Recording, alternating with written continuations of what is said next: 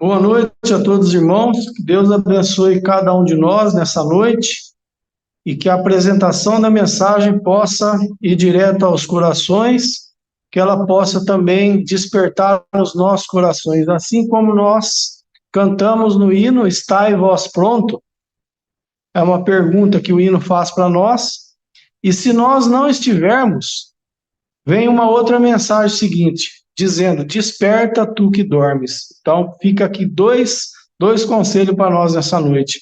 E eu vou discorrer alguns versos da Bíblia e também 3 textos do Espírito de Profecia. E depois também finalizando com uma mensagem que eu achei muito importante que o irmão Pedro Soares, que estava ali no Espírito Santo, agora ele está em outro local, mas mandou uma mensagem muito boa para nós hoje de manhã. E eu quero ler para os irmãos também, é curto também. Então, eu vou ao texto da Bíblia, em Sofonias 1,14, e vou recorrer aqui o óculos, porque aqui a iluminação, embora seja boa, a claridade não tem do dia, então fica mais difícil de eu ler um pouco aqui. Eu vou recorrer à ajuda aqui.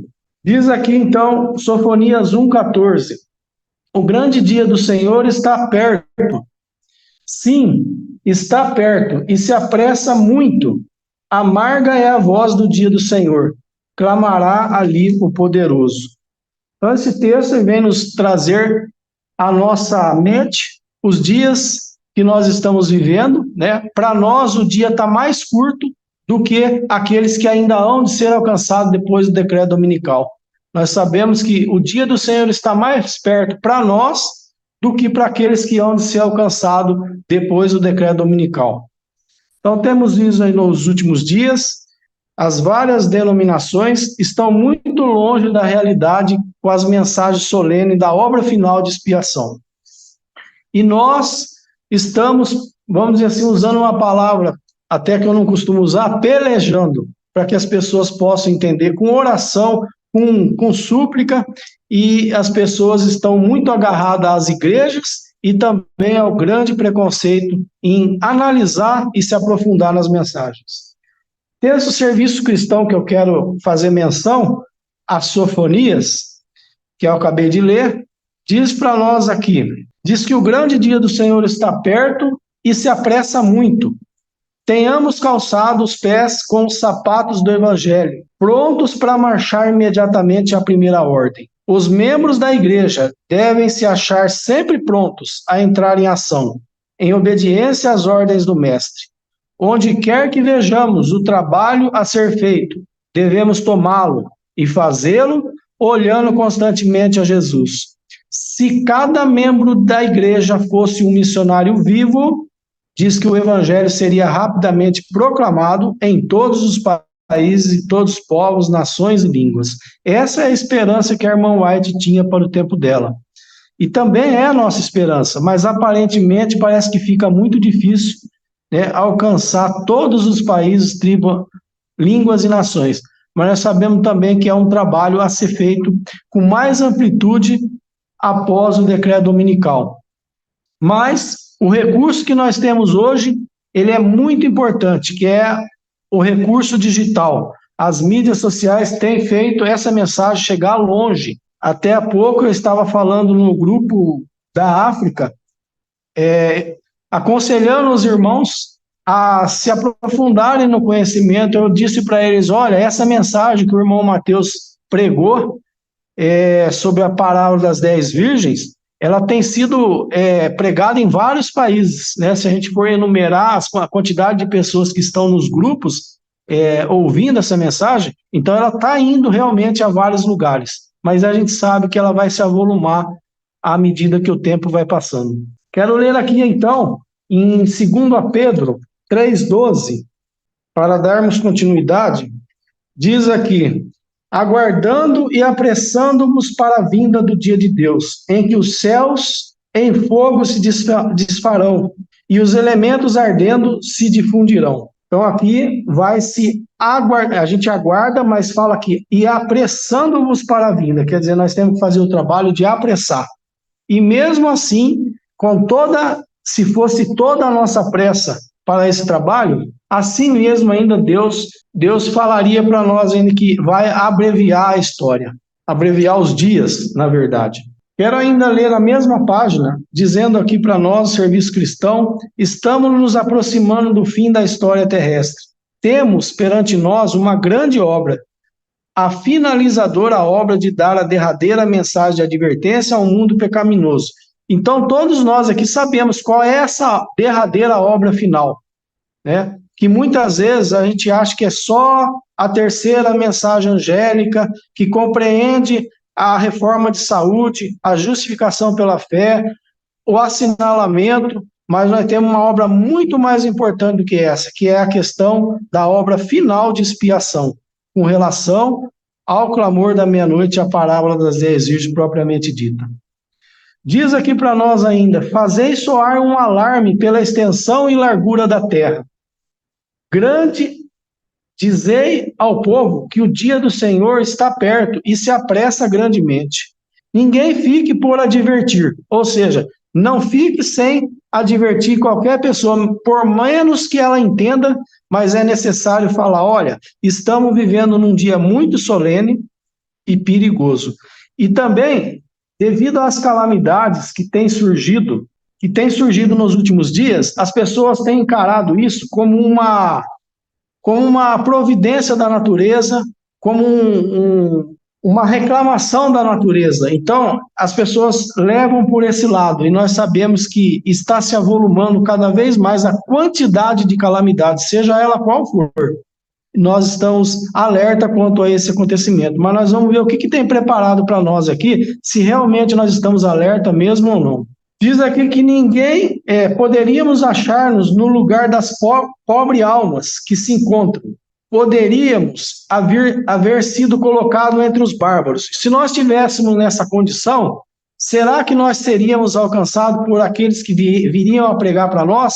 Então aqui mostra que nós temos que ter essa preocupação, porque tem pessoas lá fora, que nós sabemos, não só do adventismo, mas também das pessoas que estão no mundo, sem esperança e sem Deus. Diz que, segundo a verdade que recebemos mais que os outros, somos nós devedores quanto a comunicar ela.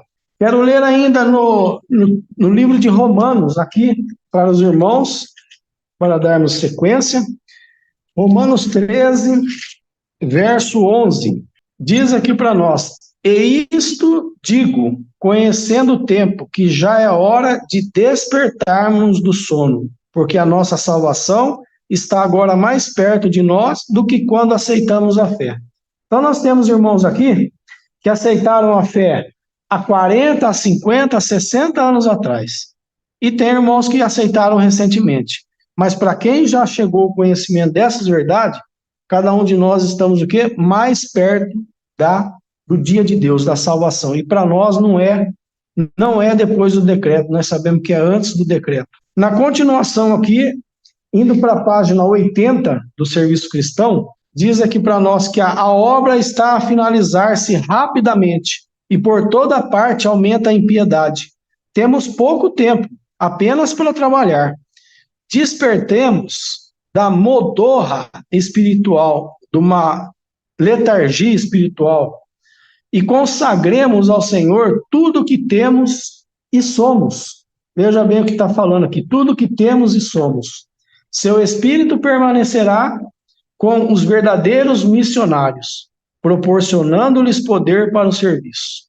Conselho para nós, despertar, irmãos e irmãs, despertai. Não continueis a dormir, porque estáis ociosos todo o dia? Jesus vos chama dizendo assim, ide hoje trabalhar na minha vinha. Todo aquele que recebeu o Espírito Santo o manifestará, pois todas as suas forças serão empregadas no mais ativo serviço. Todos os que em verdade recebem a Jesus pela fé, trabalham, experimentam um sentimento de responsabilidade pelas almas. É assim que se faz, é assim que se sente quando uma pessoa trabalha em prol das almas. Deus pede agora a todos os que possuem algum conhecimento da verdade, algum conhecimento da verdade, se não todos, mas que são depositários de verdade sagrada, que se ergam e comuniquem a luz do céu a outros. Então, essa é a mensagem para nós: despertar e despertar, antes que seja tarde demais, porque cada alma que a gente perde é uma alma que se pode perder para nunca mais se recuperar, como temos visto em outros assuntos das nossas lições de escola sabatina. Eu quero relatar agora para os irmãos uma experiência que a irmã White conta para nós, na página 93 do Serviço Cristão ainda. Eu vou ler as duas primeiras linhas nos dando o conselho, e ela relata uma experiência para nós do quanto uma pessoa ou mais pessoas se preocupam com as coisas lá de fora para se alcançar ou a honra, ou o objetivo, ou o resultado do trabalho. Diz aqui: não deveis retrair-vos dentro de vós mesmo, ou seja, se encruar por dentro. Eu não tenho capacidade, eu sou tímido, eu não tenho esse talento, eu não tenho esse dom. Fala aqui que não deve se retrair. Satisfeito porque fosses abençoado com o conhecimento da verdade. Então fala, não deve se retrair. Para quê? Só pelo fato de você conhecer a verdade, está muito bom, e a gente não precisa avançar. Não é isso que está falando aqui para nós. Diz também: quem vos mostrou a luz da palavra de Deus? Deus não vos proporcionou sua luz para que pusesse debaixo de um alqueire. Então, se nós escondermos todo esse conhecimento que nós temos, sabemos que vamos ser cobrados um dia nas balanças celestiais, como sabemos. De alguma forma, cada um de nós temos um talento. Muitas vezes no falar, eu mesmo sou uma pessoa que eu não tenho muita destreza para falar, mas eu tenho destreza para outra coisa. Então é assim que a gente deve pensar. E cada um, é certeza que cada um tem um talento. Diz aqui a experiência que a irmã White nos retrata. Li acerca de uma expedição que foi mandada a descobrir o paradeiro de John Franklin. Aí diz que homens valorosos deixaram o seu lar e vaguearam nos mares do norte, sofrendo privação, fome, frio e aflição. E por que isso tudo? É a pergunta da reflexão. E vem aqui uma afirmativa: meramente pela honra de descobrir os corpos dos exploradores, ou, se possível, salvar alguns da expedição da terrível morte que certamente lhe sobreviria, dessa expedição que seria feita para encontrar o homem. Da terrível morte, então, que sobreviveria, a menos que lhe chegasse o auxílio em tempo, né, para salvar aqueles que foram atrás de John Franklin. Se salvasse da morte um homem que fosse, considerariam bem recompensados os seus sofrimentos. Isso fizeram com sacrifício de todo o seu conforto, né, que tinham nos seus lares, nos seus trabalhos, nos seus investimentos, e também privaram da felicidade de estar com a família, de viver uma vida mais tranquila. Diz aqui: pensai nisso, então, considerai quão poucos estamos dispostos a sacrificar pela salvação das preciosas almas que nos rodeiam. Também nos dá o conselho que nós não somos obrigados a ir para longe de casa, numa viagem longa, tediosa, para salvar a vida de um mortal a perecer. Às nossas próprias portas, em todo o nosso redor, por todos os lados, há almas a serem salvas. Almas que perecem, homens e mulheres a morrerem sem esperança e sem Deus. E, no entanto, não nos sentimos preocupados, dizendo virtualmente por nossas ações, senão por nossas palavras. Vem uma pergunta: sou eu o guardador do meu irmão? Nós não devemos ter essa pergunta na nossa mente. Diz que aqueles homens que perderam a vida na tentativa de salvar outros são elogiados pelo mundo como heróis e mártires. Então aqui vem uma pergunta para nós: como deveríamos sentir nós, que temos à frente a perspectiva da vida eterna, se não fizermos os pequenos sacrifícios que Deus nos requer para a salvação de almas humanas? Então é a comparação que é feita aqui de homens que saíram em busca de um mero mortal, muitas vezes, a troco de honras e glórias, né? E largaram o lar, largaram o conforto da vida que tinham. E aí vem uma reflexão para nós, né? Eu quero aqui trazer aquela reflexão que o irmão Pedro Soares trouxe para nós nessa manhã, é curta também, eu quero ler para os irmãos. Diz aqui que quando todos os nossos casos forem passados em revista diante de Deus, jamais se perguntará, o que professaram?